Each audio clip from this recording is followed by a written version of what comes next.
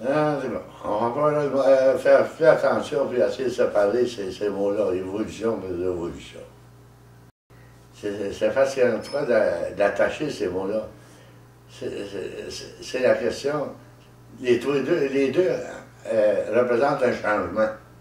C'est pour ça qu'on emploie les mêmes mots, en tentant d'employer les mots. Un soulèvement révolutionnaire va amener un changement. Puis l'évolution amène un changement. C'est pour ça qu'ils sont durs à séparer ces deux affaires-là. Qui sont importantes à comprendre.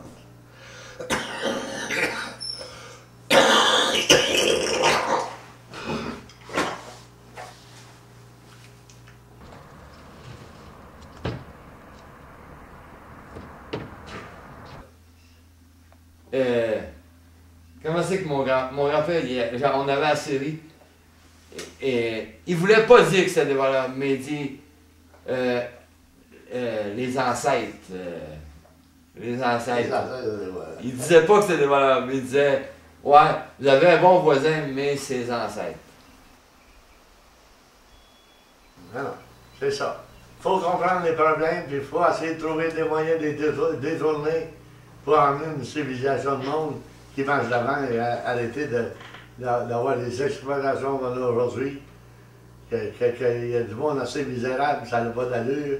On a des guerres. Du monde ne trouve pas de débouchés, ils rentrent dans l'armée pour devenir des bouchers pour tuer le monde. Ça n'a pas de bon sens. On n'en veut plus de ça. L'armée, comment est-ce qu'elle a tué le monde, elle a pu être bien utile, tu sais. On veut des gouvernements que le peuple peut contrôler et puis qui peuvent contrôler le développement économique, et spirituel et ainsi de suite. Le spirituel, on ne veut pas d'écurer pour ça. On veut du monde qui est réaliste dans la vie. Parce que les affaires du ciel, puis du diable, puis tout que les religions ont fait, ça n'a pas de sens.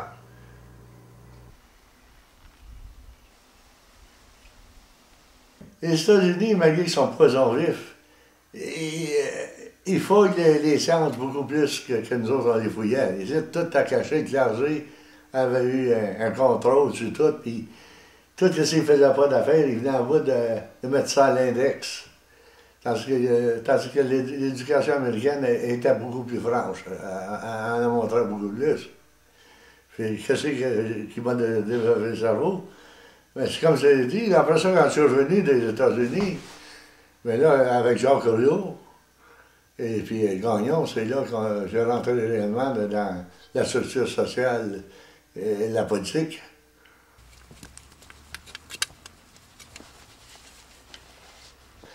C'est pour ça, en fin de compte, je suis fort en philosophie parce que je l'ai appris de Karl Marx. Mais je n'ai pas pris de cours de philosophie jamais de ma vie. À part que c'est là qu'Henri Gagnon donnait, il appelait ça de la philosophie populaire.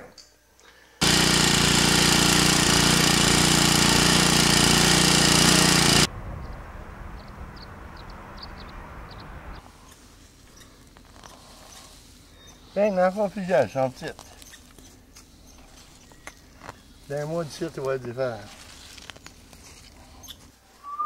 Mais aujourd'hui, je sais qu'il vient sur le marché, c'est pas que du reste là partout. Les petites carottes, ils les arrangent, puis ils les mettent en sac, puis ils les passent tout de suite sur le marché. C'est pas, ils ne gardent pas les carottes. Et puis, quand ils en ont besoin en hiver, ils font venir des climats chauds. Les carottes, c'est dur comme du bois, c'est pas bon. Mais ouais. Sont fraîches, j'ai pas vu là. Ben, ils ont l'apparence. Oui, hein. Vous avez d'en faire en plastique.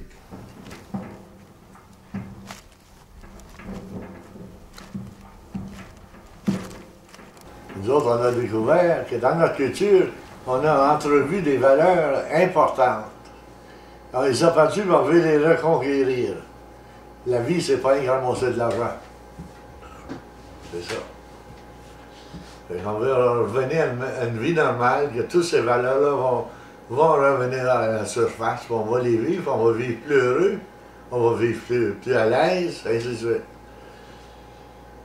Puis on veut exempter des conditions où le monde sont tellement au désespoir qu'ils brisent tout, et ils volent les magasins, de force des magasins, ils dans son train, l'armée se met là-dedans, la police se met là-dedans. On ne veut pas voir ces choses-là. On dit que les cerveaux humains sont assez capables, si on est capable de traverser le message, on est capable d'exempter le pire.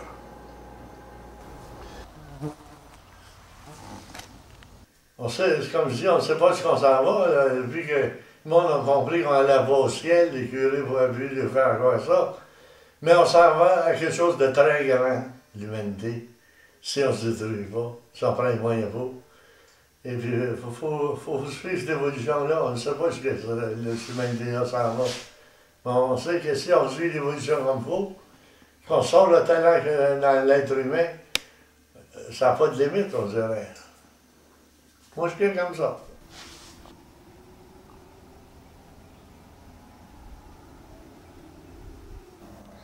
Je pense que les carottes, on devrait acheter la graine de différentes compagnies et la mêler ensemble. Fait que s'il y en a une qui n'est pas bonne, au travail, on va en avoir une bonne.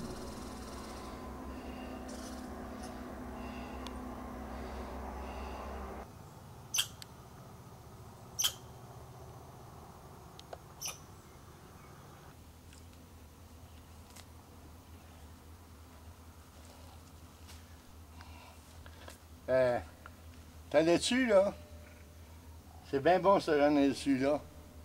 Elle n'a pas été éclaircie, tu vas l'éclaircir. Tu coupes les pieds dans la base pour avoir le pied tout rond.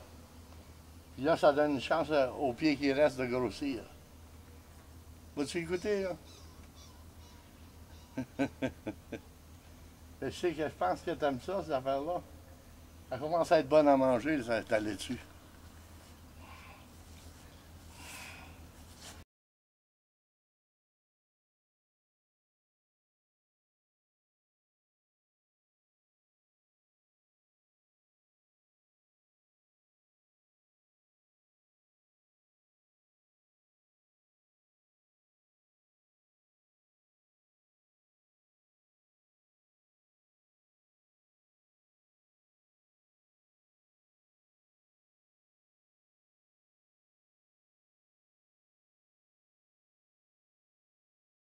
C'est pas négatif qu'est-ce que je dis, parce que j'ai vu au moins que dans le collectif, on pouvait reconquérir les choses qu'on avait besoin.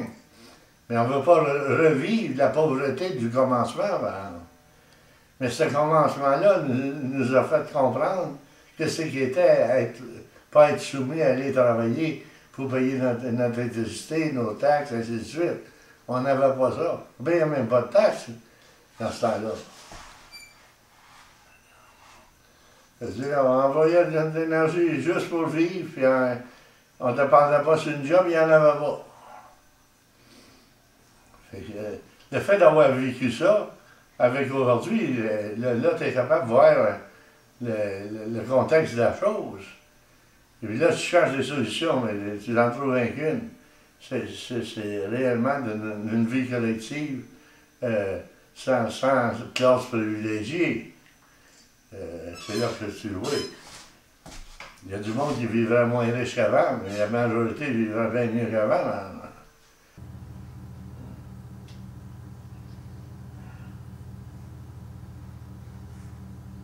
Le système capitaliste n'a pas tout le temps été là, puis les systèmes avant n'avaient pas tout le temps été là non plus.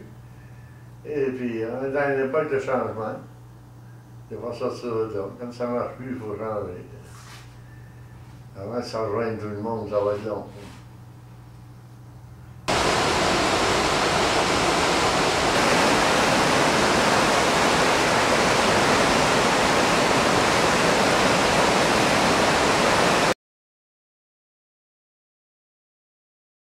Es-tu d'accord, toi, que l'homme est créateur?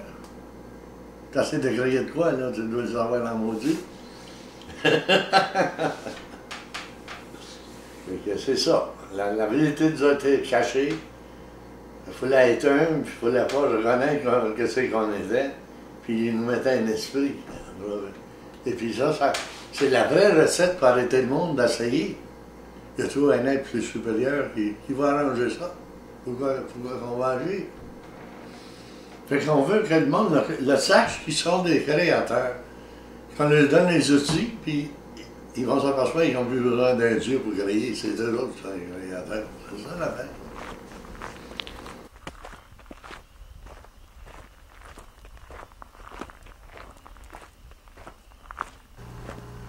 Mais qu'est-ce qu'il y a de compliqué dans le problème, qui dépasse la connaissance de la physique?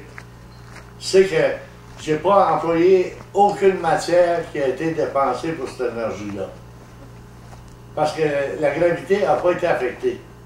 Elle vient seulement par rapport à la gravité, sans l'utiliser, sans la dépenser.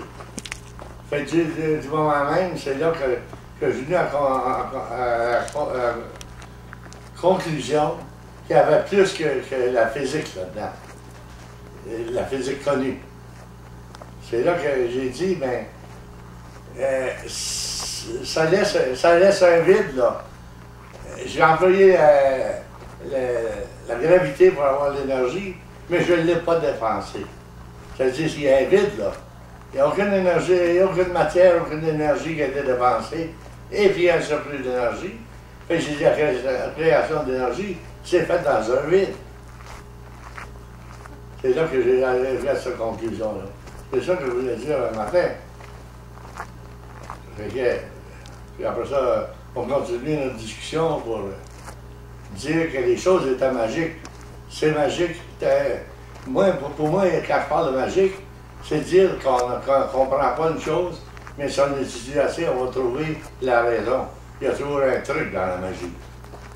Fait que, l'univers est comme ça, est magique. C'est des phénomènes qui arrivent qu'on ne peut pas expliquer. C'est seulement par des connaissances très profondes qu'on viendra à comprendre ces problèmes-là. Mais qu'est-ce que j'arrive là? J'arrive que je considère ça comme une découverte. Parce qu'en physique, ils ont dit que c'était pas faisable. J'ai trouvé une machine qui peut le faire.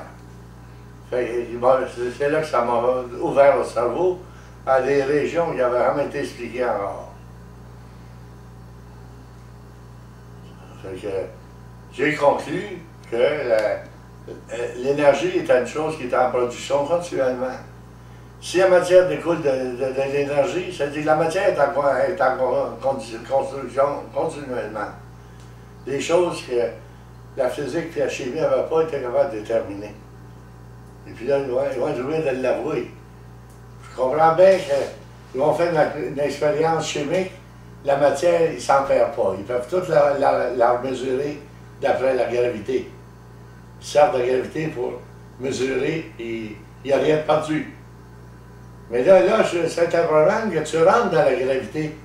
Là, c'est pas de la matière là, que tu mesures. C'est une chose qu'on ne sait pas ce que c'est la gravité. On sait que c'est une force qui appartient à la matière, mais on ne peut pas dire ce que c'est. C'est ça là, que tout d'un coup, tu t'aperçois que tu rentres dans le magique de la nature. Tu t'aperçois que tout le système planétaire dépend complètement. Il a pu y avoir d'autres choses aussi, mais il marche complètement au dépend de la gravité. Si la gravité n'était pas là, il n'existerait pas. Fait que ça commence à être une force magique pas mal. Ça travaille à des années-lumière de distance. Ça disparaît jamais, cette force-là. Fait que là, ça donne une conclusion que les affaires spirituelles, de la création, tout ça, c'est toutes des histoires qui ne tiennent pas debout.